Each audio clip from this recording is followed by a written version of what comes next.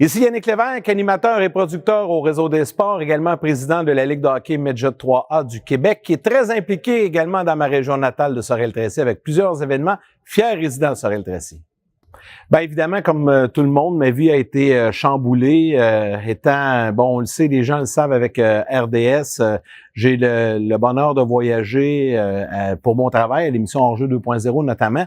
Mais on était chanceux, on a eu le temps de tourner, de finir notre saison. J'arrivais de Floride à la fin du mois de février pour terminer les enregistrements. Et par la suite, bien évidemment, cette crise, cette pandémie est arrivée. Donc, pour hors-jeu, il n'y a pas eu vraiment d'impact. Par contre, au niveau de l'antichambre, au niveau de mon travail quotidien à RDS, ça a changé beaucoup de choses. Télétravail à la maison, donc on était quelques semaines arrêtés. Par la suite, c'est reparti, se réajuster, se réorganiser. La vie familiale qui a changé, qui a été chamboulée également parce que étant appelé à voyager quand même assez régulièrement et même quand je suis au Québec, je voyage à Montréal tous les jours, donc un peu moins présent durant la journée et tout ça. Puis là, on se retrouve du jour au lendemain. Tout le monde est à la maison, tout le monde est confiné, les enfants, la conjointe. Donc, ça a été... Moi, j'ai vu le bon côté de ça, c'est que ça nous a permis de nous rapprocher, de recharger les batteries, de déconnecter un petit peu, là, de faire le vide, puis de repartir tranquillement la machine. Évidemment, c'est une adaptation qui n'a pas été simple pour tout le monde, là, avec évidemment l'école qui a fermé, qui a arrêté. Donc, on a dû, à ce moment-là, tout se réorganiser comme famille, mais comme l'ensemble des Québécois, là, pas été le seul dans cette situation-là.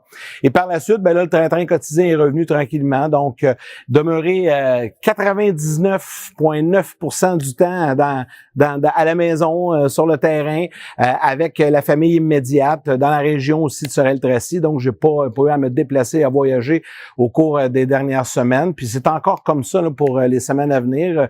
Avec RDS, on va continuer le télétravail, même si la saison de hockey reprend. Pour la Ligue Midget 3, ben je continue à faire le travail de la maison également. Donc, c'est un changement de vie, mais on s'adapte. Bon, au niveau de RDS, évidemment, il y a eu des changements majeurs au niveau des studios, l'utilisation des plateformes, tout ça a été complètement arrêté au mois de mars. Tout le monde a dû réapprendre à faire le travail de la maison, mais graduellement, c'est revenu avec les sports qui sont revenus. Entre autres, le UFC qui est arrivé en premier, où là, les animateurs sont allés en studio, personnel réduit, protocole de sécurité très, très sévère au niveau de RDS, donc personnel très limité. Par la suite est arrivé le NASCAR, la Formule 1, les sports recommencent lentement. Et pour les émissions également en périphérie, je pense à l'antichambre, 5 à 7, hockey 360, ben, l'animateur est en studio, tout le reste de l'équipe est à la maison. Donc, encore là, c'est un ajustement. On a dû apprendre à faire les émissions en direct avec une équipe de production à la maison, chacun chez soi. Donc, on s'est réinventé un peu là-dedans, mais on a réussi. Je pense qu'on a relevé le défi de brillante façon et ça sera comme ça pour les prochaines semaines à venir également, peu importe le sport ou les émissions. Évidemment, il y a des façons de faire maintenant qui nous ont permis de constater qu'on peut faire des choses différemment, que ce soit de la maison avec le télétravail. Donc, il y a sûrement des choses qui vont demeurer. Il est encore trop tôt pour le confirmer parce qu'on est encore sur le banc d'essai.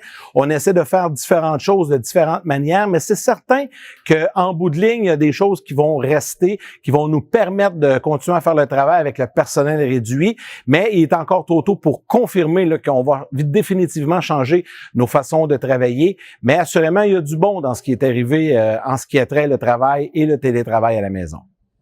Bien évidemment, ce qui était le sport professionnel, on le sait, là, ça devrait reprendre graduellement au cours des prochains jours. Évidemment, il y a des cas qui ressortent de jour en jour, donc qui ralentissent un petit peu le départ. Donc, pour le sport professionnel, ça devrait aller au cours des prochaines semaines. En ce qui a trait, si on revient au Québec, je vais vous parler notamment de la Ligue Midget 3, dont je suis le président.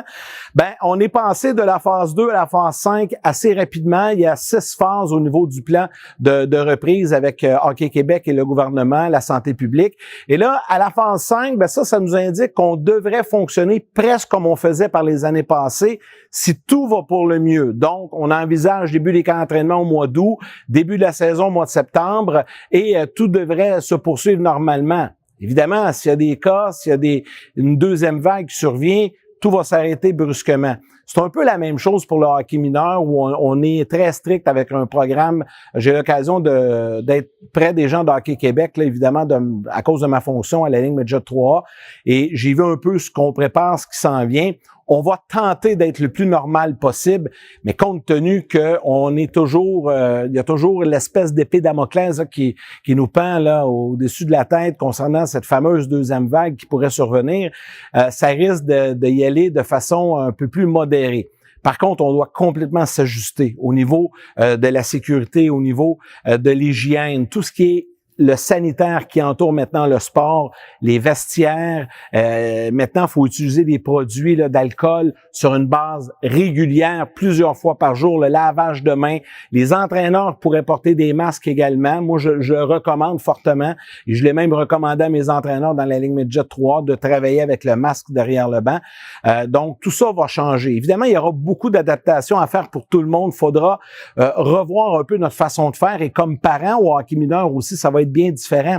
Je pense pas qu'on va se retrouver dans les estrades pour venir voir jouer notre petit pou, que ce soit ici au Colisée Cardin, la famille, papa, maman, les beaux-parents, grand-papa, grand-maman. Je pense que pour un bout, ça va être terminé. Ça risque d'être un adulte par enfant en bas âge pour les accompagner. Donc, c'est certain que ça bouscule notre façon de faire, ça bouscule nos vies. Je pense aux éperviers ici dans la Ligue nord-américaine, ça va être très différent également parce que si on ne permet pas plus de 50 ou 250 spectateurs dans les estrades, je pense pas que pour la Ligue nord-américaine, c'est viable parce que eux, ils ont besoin du guichet, ils ont besoin de la porte d'entrée. Et pour avoir les commanditaires sur les bandes de patinoire et dans l'aréna, ben, faut qu'il y ait des gens pour les voir. Sinon, ces commanditaires-là ne dépenseront pas d'argent. Donc, pour eux, c'est assez problématique encore à ce moment-ci.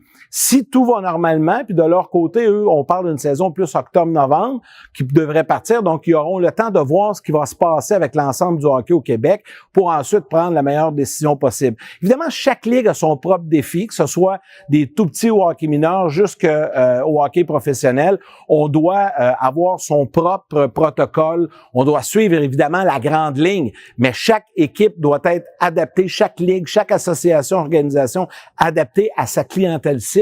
Et c'est là le véritable défi pour l'automne qui vient. Évidemment, si on recule de plusieurs semaines, voire quelques mois, tout le monde est un peu découragé de la situation, tout le monde était très inquiet. On l'est encore, mais je pense qu'il faut voir les choses de la belle façon, de la bonne façon, regarder vers l'avant et espérer que tout se replace. Mais pour que ça fonctionne et que les jeunes et que tout le monde puisse pratiquer leur sport favori à l'intérieur, évidemment, on parle un peu plus de hockey à ce moment-ci, il faut absolument respecter les règles de distanciation sociale, porter le masque, se laver les mains régulièrement, et c'est notre comportement à nous tous, à ce moment-ci, qui va dicter si on va pouvoir jouer au hockey, s'asseoir ici et regarder un match des éperviers quelque part cet hiver. Donc, il faut évidemment être très prudent. Soyez consciencieux tout le monde. Je sais que dans la région de Sorel-Tracy, les gens l'ont bien fait. Il y a eu peut-être un petit peu moins de cas qu'ailleurs au Québec, donc il faut garder ça comme ça. Il faut s'assurer d'être très prudent si on veut pouvoir profiter du hockey et du sport comme on le faisait auparavant. Donc, on va se souhaiter que tout aille pour le mieux, qu'on ait une belle saison de hockey et de sport prochainement au Québec.